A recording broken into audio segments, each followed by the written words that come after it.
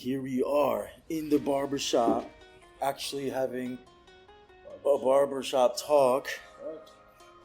And this is amazing. I love it. I love it. I love it. I love it. This is definitely spontaneous, though. I do tell you that much. It's like spontaneous worship, bro. I've gotten into spontaneous worship lately, bro. Bro, spontaneous worship to me is like literally seeing the Holy Spirit manifest onto people. It's crazy. Like spontaneous true worship to me is like watching a move of God. Yes. And the first rule of podcasting, bro, for the future, you never ask that, okay? You're never gonna ask, are we recording? No, I just happen to be behind a mic.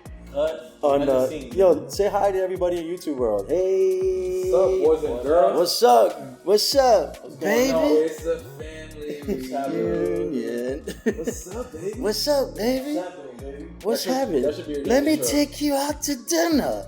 Hey, yo. I'm about to give you a big old kiss. Hey, yo. Yo, I love those TikToks, though. They got so many different variations of that TikTok, for real. Super inappropriate. Super inappropriate, but hilarious nonetheless. Yes, sir. Yo, how's everybody's mental health? Doing good. How's your mental health, Pedro? I'm good. The Pedro the legend. I'm good, bro. The master barber. Doing work on my man Frankie. Trying to get clean. He's trying to get cleaned up. Yo, isn't it cool like how like especially men, right? They feel different after they get off a barber chair. What? And course. And if you're with the right barber, you're not only going to feel different physically, because aesthetically, obviously, you're going to look different, but like spiritually, if you're with the right barber, I feel like you walk out of those doors feeling a little bit different. 100%. Because the conversation that you have in the chair, there's some conversations that you have in the chair that you won't have anywhere else. That's a whole fact. Right? Yeah. And you know that they stay here, but it's like, you got the right barber wanting to have the right conversation with you. It's so much more than a haircut. Right. It's like therapy for some people. There it is. And I always hear Pedro talk about that, about Pedro using that platform to minister to people or just listen to people. Because there's so many people that are dealing with things that are carrying burdens that they have no business carrying. Yeah.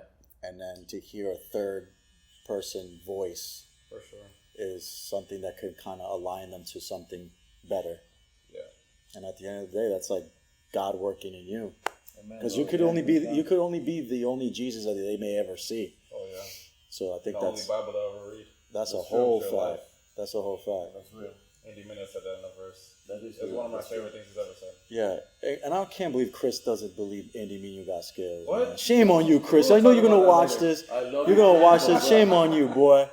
Andy Minna is a goat out there. He's goated. He is for sure. We're gonna let our brother Chris slide on that one. We're gonna give him some grace because he's talking about Andy Minna is not that great. What album didn't you listen to? That's what I'm saying. His last one was ill. His last album was, even from the jump.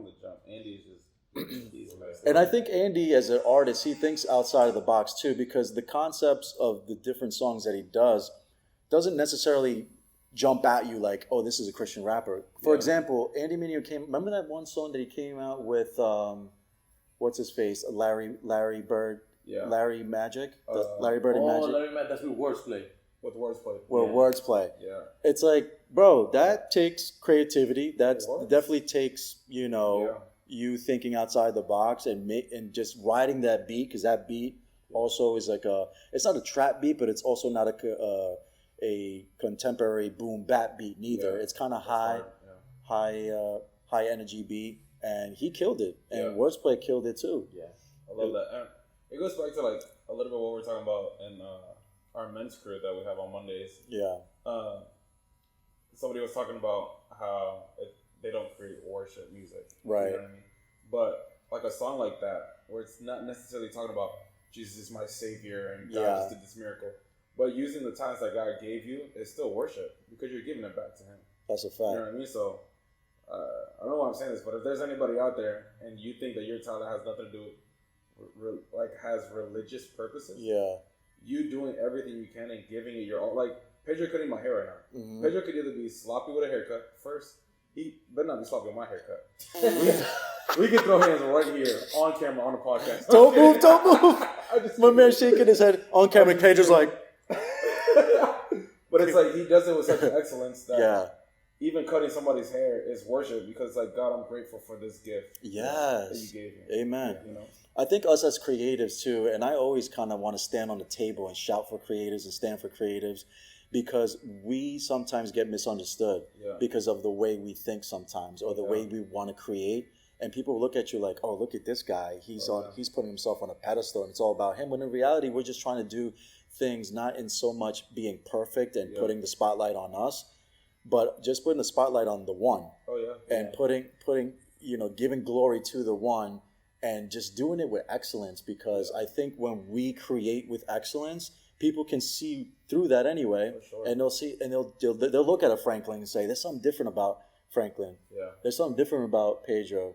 There's something different about Javi. The way he speaks, the way he delivers, the way Pedro ministers to people while he's cutting someone's hair." And sometimes Pedro doesn't necessarily have to do all the talking because he does all the listening. And by him being so receptive to someone's heart cry, it'll make them feel like home. Like, yo, I'm talking to a brother. You know what I'm saying? So I think that's important too, to always stand up for creatives. And if you're a creative out there and you're not sure where your niche is or you're not sure how to do it for the kingdom, at the end of the day, I think when you take yourself out of the equation and not worry so much of how many eyes and ears are going to be on you and just worry about the one and doing it for the one, and the rest will kind of take care of itself. For sure. I mean, imagine if we're Christians, right? If we only did church on Sundays. Right? Like, yes, we go to the building that we call church on Sundays. But there's so many other things that makes church. I mean, we're like I said, if we're only reaching people on Sundays, we're not reaching nobody. Right. I think the percentage is like 1 or 2% of all Christians actually work for a church. What happens with the other 98?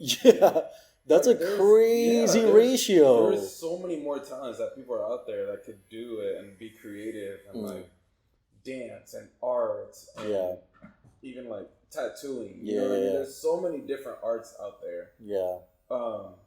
That you could just, if you give it your all, it's just as much worship as me singing with a microphone. Right. You know what I mean? It's just a different way that God has put inside of you that you could express yourself and express all that God has done. You know? Absolutely. I think it's so important too because like I think you especially being that we're in a barber shop, right? And being that Pedro is who he is and the excellent barber that we think he is. I appreciate it. Pedro has an incredible opportunity to share dialogue with people, and he doesn't necessarily have to pry it out of people because you're the most intimate place that a man can be outside of anything else is inside a barbershop, letting another guy touch them in that place. You tend to break walls in that art. The walls will start to come down when you're having intimate conversation with another guy. Especially you, Pedro, because you have a lot of regular customers that now come to you and not only just sit on a chair to just rant about whatever. You guys could have actual conversation with substance. How's the family? How's your kids? You know. In a situation that had told me previously, and I'll be like, just kind of like holding my candle and how did it go and how you been, you know? Yeah. Asking about what's going on there Right. With their life. Yeah. What's like most common, or not common, but what are the most deep conversations you ever had with a client?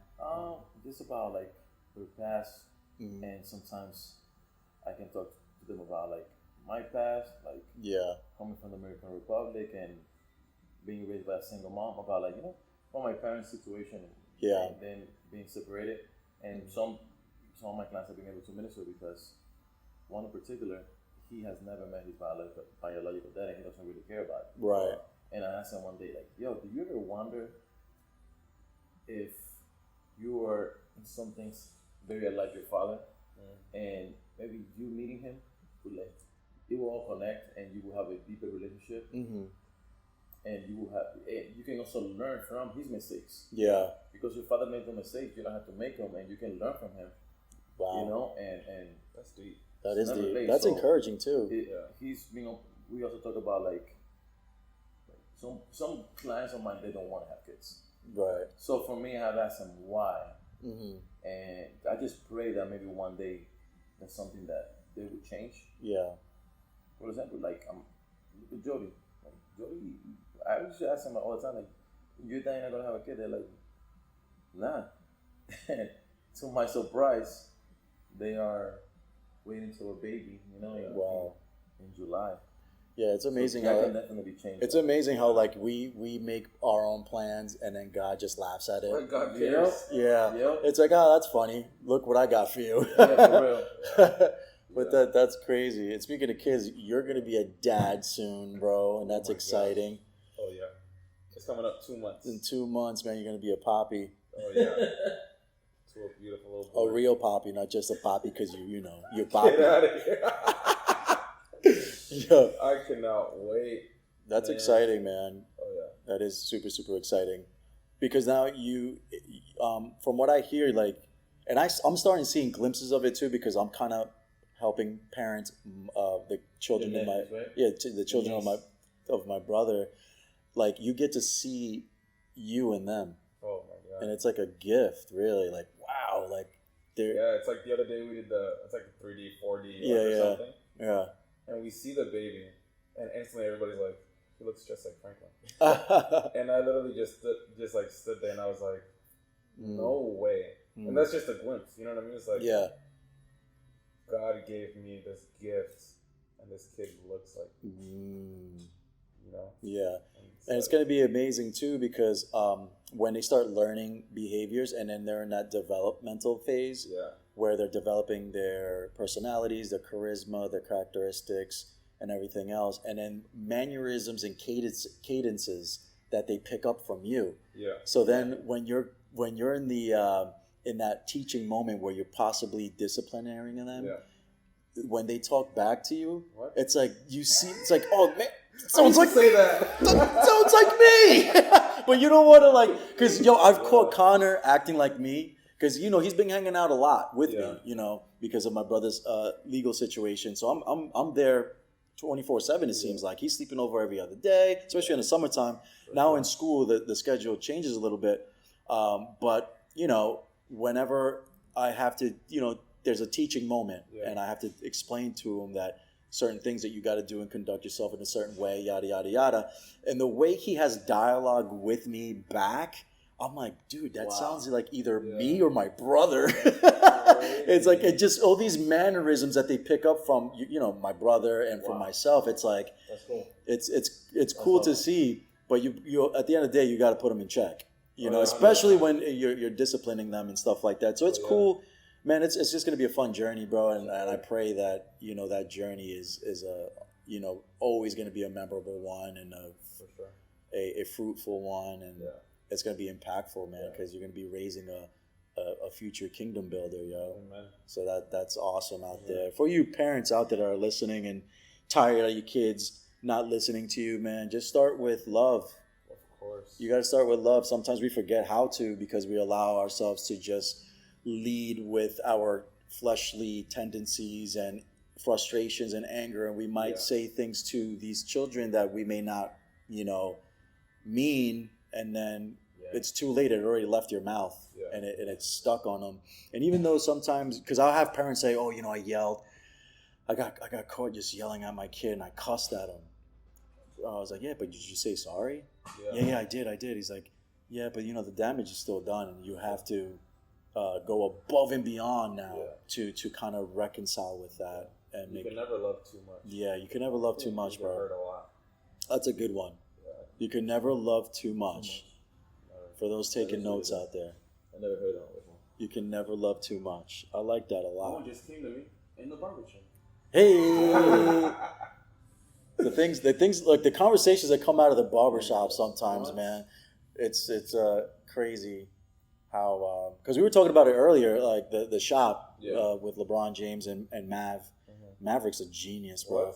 But that's such a cool. So much. Yeah, man, he's such a cool, like, he didn't go to, your traditional elite university or high schools or anything like that, but man, he just had a hunger in him, and he wanted to make things happen, and he didn't want to ride the coattails of LeBron James' success, and he made a man of himself in the business sector. He's a superstar without LeBron. Right now, he is absolutely, because he just put in the work. And in the beginning, did he use LeBron James' likeliness and influence? Yeah, because that's just a natural thing to have when you're that close or in that close proximity of a legend that is LeBron James. You know what I'm saying?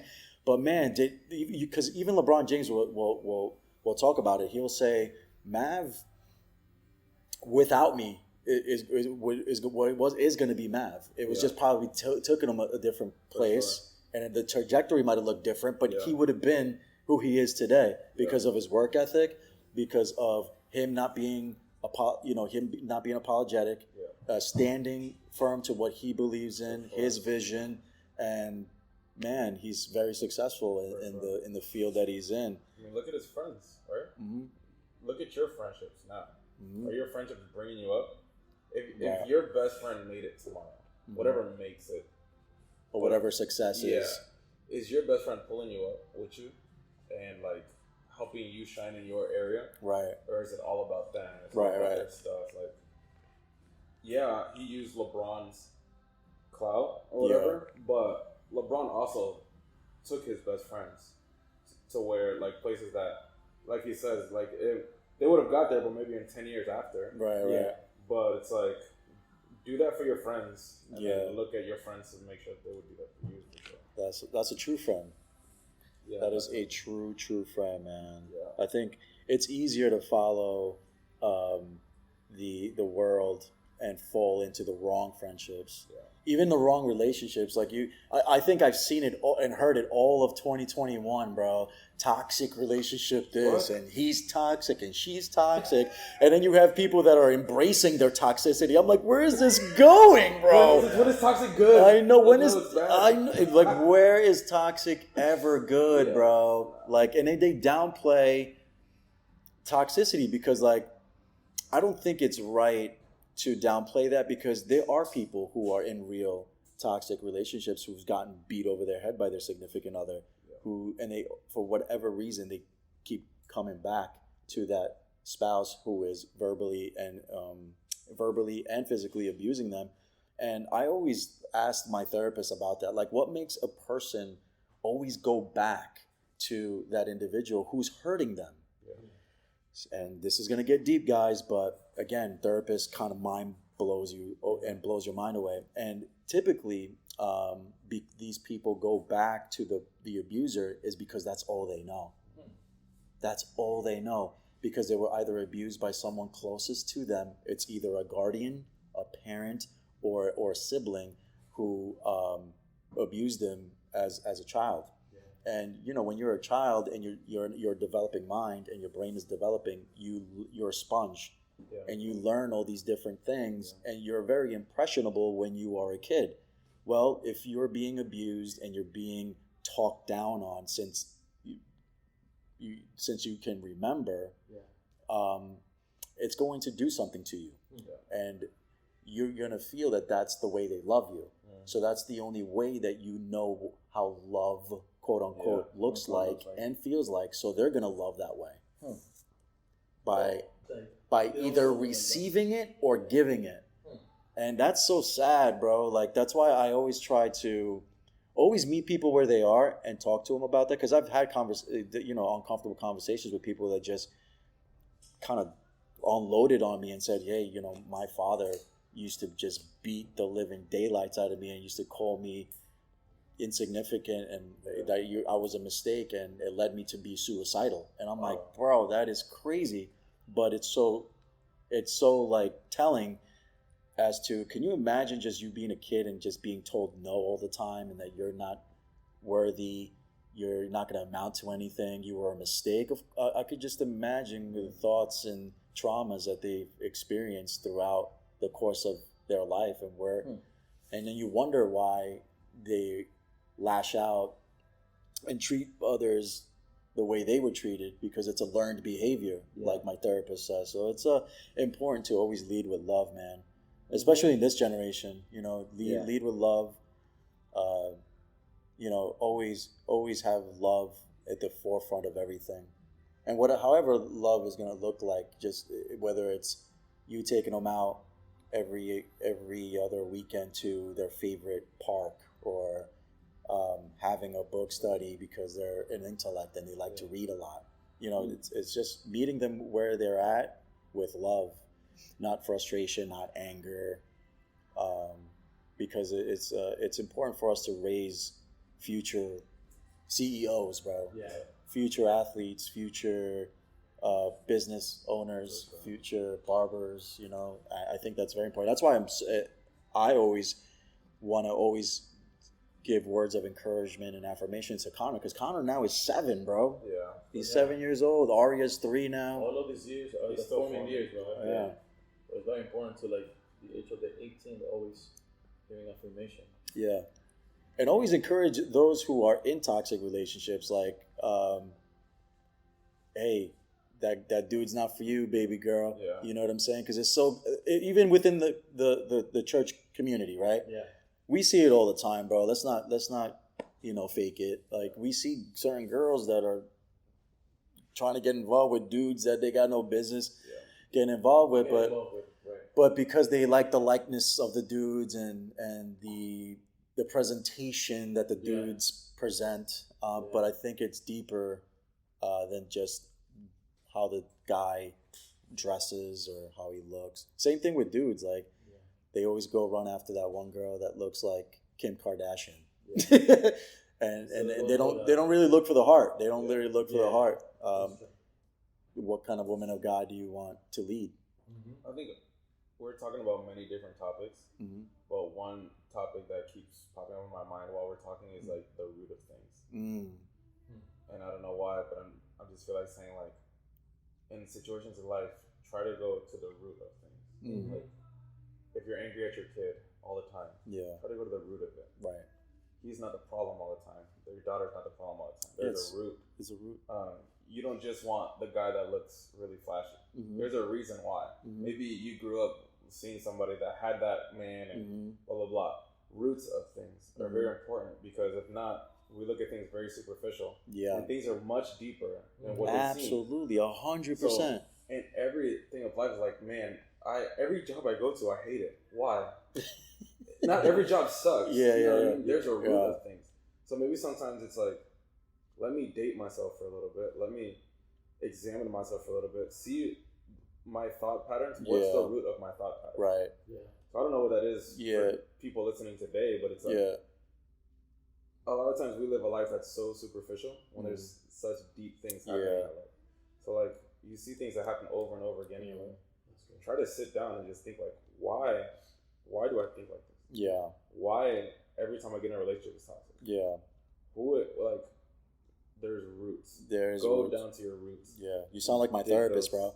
I didn't get no degree. But bro, it's so true. It's so true, because, like, a lot of people will complain about, I just attract the same guy. Yeah, it's always the same guy. And I bet you do. And I bet you do, bro. Like, I bet you do. I bet you do. And then, like, it's always, and it's crazy how they blame themselves. Oh, I'm just a magnet for these kind of guys. There's no real guys out there. All guys are the same. No, it's because look at the sphere of people that you.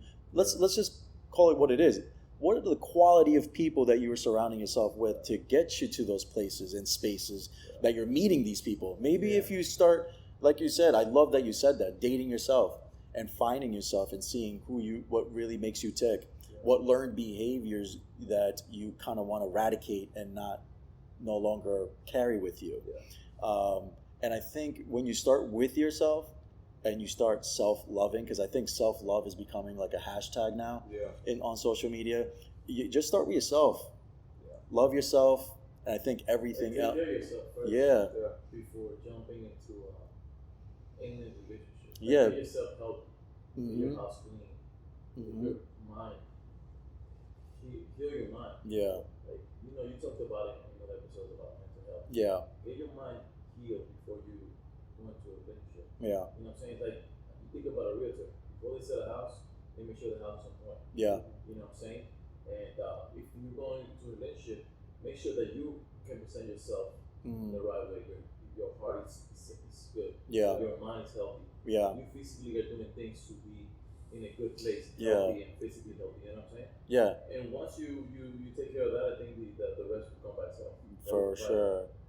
Something as simple as like cleaning your house, and then coming home to a clean house just kind of does something to you. Yeah. Like it's like a spiritual thing, you can call it, but I think Pedro kind of said it right on the money. Like healthy is very important, and healthy in all aspects of your life, all around. It's good to have like to be rounded in all areas of your life. Be healthy spiritually, be healthy physically, be healthy emotionally and mentally is so important. So just start with yourself, and juices will flow. If you're a creator out there, juices will flow. You start loving yourself, you start treating things more with passion, more with love, the creative juices will flow.